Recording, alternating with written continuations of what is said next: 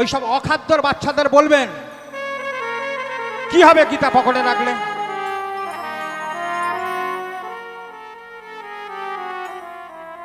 কি হবে গীতা পকেটে রাখলে? কি হবে? এই তো গুজরাটে যে বিমান দুর্ঘটনা হলো, 100-300 কতজন মারা গেল। ওই বিমানের মধ্যে আমরা কি ইউটিউব এবং ফেসবুকে দেখলাম কি গীতা আছে এবং গীতা অক্ষত, সবাই সব জ্বলে গেল কিন্তু গীতা অক্ষত অবস্থায় আছে। তাহলে গীতা তো রক্ষা করতে পারলো না। না মা, গীতা পকেটে রাখো, গীতা মানি ব্যাগে রাখো, গীতা ছেলেদের ব্যাগে দাও। কি হবে? আবার নরকে যাবে। কেন? আরে আমার ভগবানের কথা হতে, আমার ভগবানের বিগ্রহের ছবি আছে। গীতা কি জানতে হবে? আগে জানতে হবে গীতা কি। মহামণি ব্যাসদেব বলছেন গীতা নিয়ে কি কথা জানেন? গীতা সুগীতা কর্তব্য কি মনয়, শাস্ত্র সংগ্রহ হয় যা পদ্মন অবশ্য মুখ পদ্মানি নিঃসৃতা। গীতা এমন একটা ধর্মগ্রন্থ যাতে আমার ভগবানের মুখ নিঃসৃত বাণী বিরাজমান, শ্রদ্ধা সহকারে পড়লে আমার ভগবানের মুখ নিশ্চিত বাণী পাবে। রামকৃষ্ণ পরমহংসদেব তিনি গীতা নিয়ে বলছেন সমস্ত ধর্মের সার গীতায় বর্তমান।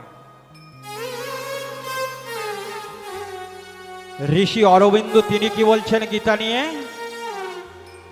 তিনি বলছেন আমি যখন 1 বছর জেলের মধ্যে ছিলাম, আমি শ্রদ্ধা এবং শুদ্ধাচারে যখন গীতা অধ্যয়ন করেছি জেলের মধ্যে,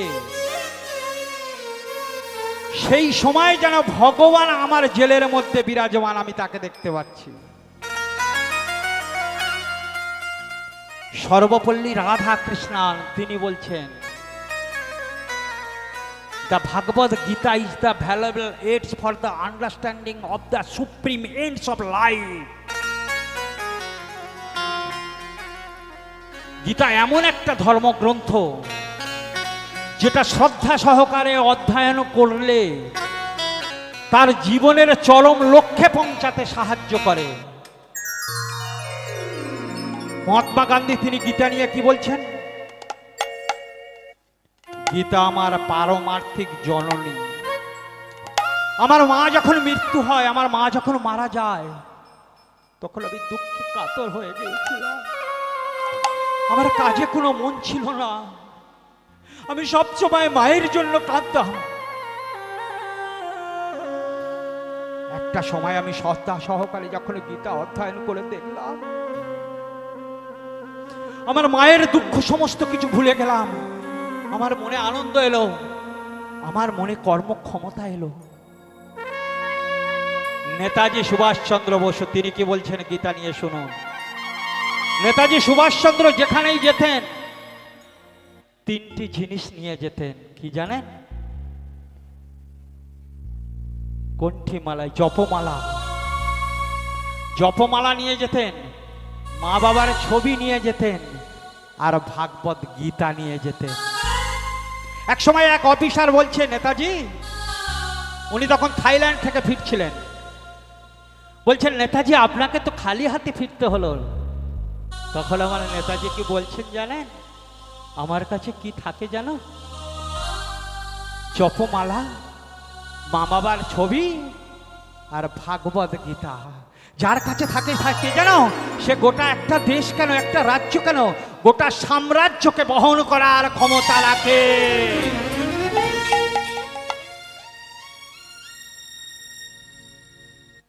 ছোট্ট ক্ষুদিরাম তিনি কি বলছেন গীতা?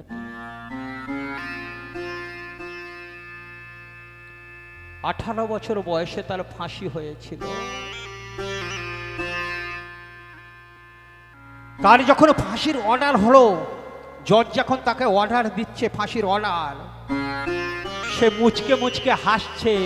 ওই ছোট্ট 18 বছরের ক্ষুদিরাম মুচকে মুচকে হাসছে,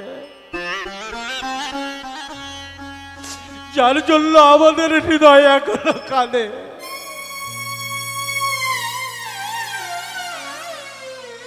কিন্তু সে মুচকে মুচকে হাসছে।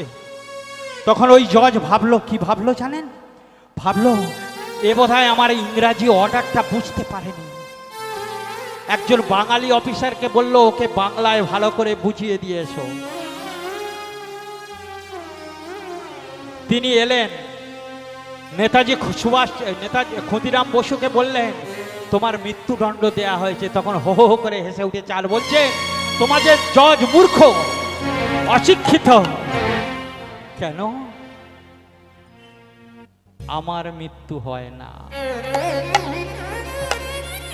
আমি গীতা অধ্যয়ন করে জেনেছি আমার দেহের মৃত্যু হয় কিন্তু আমার মৃত্যু হয় না। আমেরিকার বিজ্ঞানী আইনস্টাইন তিনি বলছেন when I read the Bhagavad Gita and reflect about how God created this, everything seems so superfluous. আমি যখন গীতা অধ্যয়ন করে দেখলাম ভগবান এত সুন্দর করে পৃথিবী সৃষ্টি করেছে, তারপরে আমার আশপাশে যেসব বস্তু এবং ব্যক্তি দেখতে পাচ্ছি এগুলো আমার কাছে অতি তুচ্ছ, অতি নগণ্য। এই হচ্ছে ভাগবত গীতা।